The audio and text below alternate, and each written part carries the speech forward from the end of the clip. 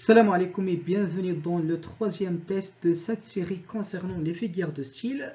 Dans cette vidéo, nous aborderons autre type de figures de style, à savoir l'anaphore, la litote, le chiasme et l'oxymore.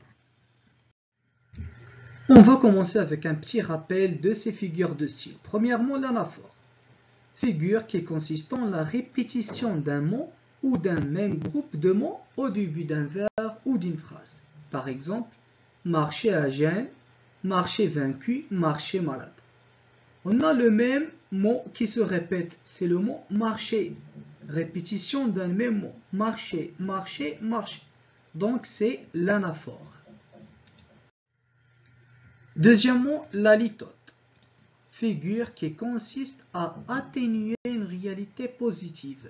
Par exemple, va, je ne t'ai point. À la place de va, je t'aime. Troisièmement, le chiasme. Figure qui consiste à inverser l'ordre des mots de deux groupes de mots ou de deux phrases. Exemple, la beauté sur les fronts, dans les cœurs, la pensée.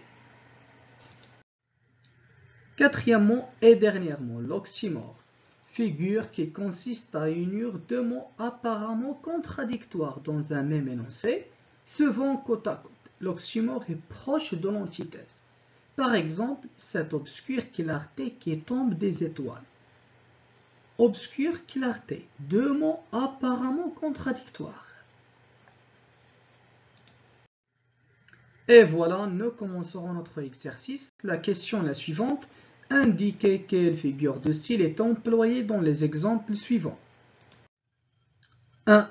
Les écoliers ne détestent pas les congés de devoirs. Anaphore, litote, chiasme ou bien oxymore. 2.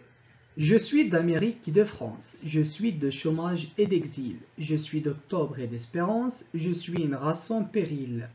Anaphore, litote, chiasme ou bien oxymore.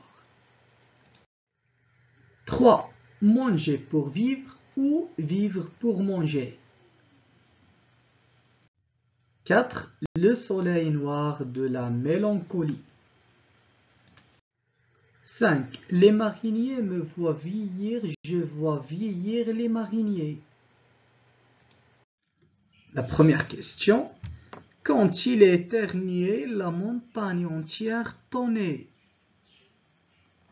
Est-ce que c'est une hyperbole, euphémisme, personnification ou bien parallélisme?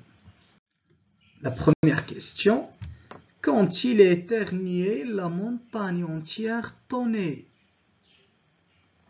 Est-ce que c'est une hyperbole, euphémisme, personnification ou bien parallélisme? 8. Je sais que c'est la coutume d'adorer ces nains géants. La première question.